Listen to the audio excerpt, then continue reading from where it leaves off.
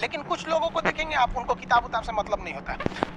जैसे आप इलाहाबाद यूनिवर्सिटी कभी जाइए तो देखिए, या बड़े टीचर आईआईटी वगैरह जाएंगे, बहुत एकदम टीचर आते हैं आराम से, कोई नोट सोट कुछ नहीं, आया पढ़ा रहा है, चालू किया, एकदम मस्त इंजॉय करके चला गया। तो इनका आईक्यू लेवल ज़्यादा होता है। आईक्यू लेवल बढ़ाने के लिए हम आपको बताए भी थे, दिमागीन खाइए, अच्छा रहता है। एक ही तरह की सोच मत सोचिए, अच्छा रहता है। समझा गया? प्यार वगैरह के चक्कर में मत रहिए, अच्छा होता है। देखिए, प्यार मोहब्बत आपको हो ही जाता है, ये उम्र की गलती है। लेकिन सही क्या है कि आपके अंदर एक समझदारी रहनी चाहिए कि भाई साहब ये उम्र की गलती है, तो इसे गलती भरी स्वीकार कीजिए। अपने आप को जीवन साथी बनाने की कोशिश मत करिए। बस ये एक समाज के लिए गलत है, हमारी संस्कृति के लिए नहीं है, तो आप करते हैं तो छुप के ही रहिए।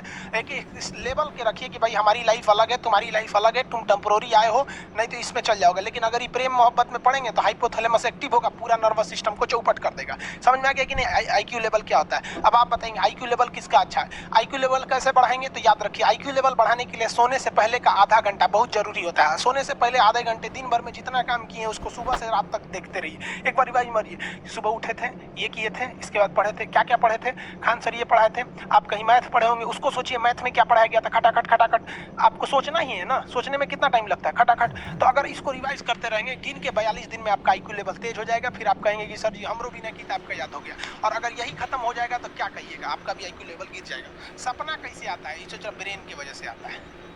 थके नहीं रहेंगे ना, नींद अच्छी नहीं रहेगी तो सपना आने लगेगा, क्योंकि ब्रेन कभी रेस्ट नहीं करता है। टॉपिक भूल जाते हैं, मतलब आपके दिमाग में दूसरा टॉपिक चलता है। आप लाइफ में किसको किसको आई लव यू बोले हैं कभी भूले? नहीं। कौन कौन आपको मारा है या कुछ उल्टा सीधा बोला है, नहीं बोलते।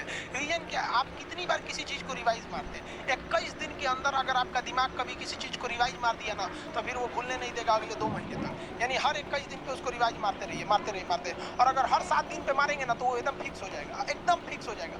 हम लोग को क्या है भैया, दिन रात पढ़ाते पढ़ाते पढ़ाते पढ़ाते आदमी पगला जाता है। इसलिए अब कोई नींद में भी पूछेगा खान सर स्वायत्त तंत्रिका तंत्र किसे कहेंगे, तो हम स्वायत्त में कुछ नहीं आएगा, ये आ जाएगा आपका सिंपैथेटिक और पैरासिम्पैथेटिक, बस यही आ जाएगा। क्यों इतना जल्दी जल्दी जल्दी जल्दी रिवाइज मारा आदमी? ये हमारा कोई सब कॉन्शियस माइंड में घुस गया है। सब कॉन्शियस, देखिए कॉन्शियस माइंड उसे कहते हैं जिस पर हमारा कंट्रोल रहता है। जैसे हमसे कोई पूछेगा कि आप भी अगर पूछेंगे कि खान सर जो 1 हफ्ता क्लास नहीं लिए थे कहाँ थे, तो हम सोचने लगेंगे ये स्टूडेंट है, इससे हर बात क्या बताएगा आदमी कि किस डॉक्टर के पास थे, कहाँ गए थे। नॉर्मल बोल देंगे बाबू थोड़ा सा मेडिकल हेल्थ इशू था इसलिए चले गए। लेकिन अगर मम्मी पापा पूछेंगे तो उसे हर चीज़ बताएंगे। तो जो चीज़ हमारे कंट्रोल में नहीं रहता है वो उसे क्या कहते हैं, सब कॉन्शियस माइंड। जैसे कोई हमारा नाम पूछेगा, खटाक से बता देंगे खान सर, समझ में आ गया कि नहीं?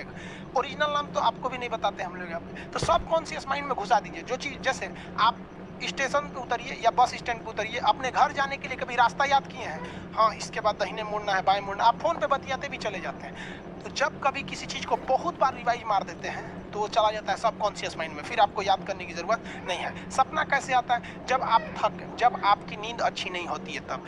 नींद प्रॉपर लिया कीजिए, नींद में कोई कमी नहीं आनी चाहिए। आप जिस दिन बहुत ज़्यादा थके रहेंगे उस दिन कोई सपना नहीं आता है। हम लोग का जब ऑफलाइन क्लास रहता था, सुबह 7 बजे से रात 9 बजे तक पढ़ाता था आदमी, जो ने करवट सोता था उधरे उठ जाता था, सपना का नाम ही नहीं आता था। समझ रहे? एक चीज़ पूछ रहे हैं सर, कोमा क्या चीज़ होता है और सर दर्द क्यों करता है? जब भी आपके बॉडी में ऑक्सीजन की कमी आएगी वो चीज़ दर्द करने लगेगा। जैसे आप दौड़ेंगे तो आप सांस ज़्यादा नहीं ले पाते, ऐसे लेते हैं तो बॉडी में सांस नहीं पहुंच पाता और हाथ पैर में आपके लैक्टिक एसिड जम जाता है, जिसलिए दर्द करने लगता है। तो जब कभी भी मेहनत करने लगेंगे या फिर एक दब हो जाएगा तो ब्रेन दर्द करने लगता है। दूसरा, कोमा क्या होता है? ब्रेन हमेशा वर्किंग करते रहता है। अगर वो रेस्ट में चला गया तो उसी को कोमा कहते हैं। अब परमानेंटली रेस्ट में चला गया तो मरिए जाएंगे। बेहोशी में क्या होता है कि ब्रेन और स्पाइनल कॉर्ड का संपर्क टूट जाता है।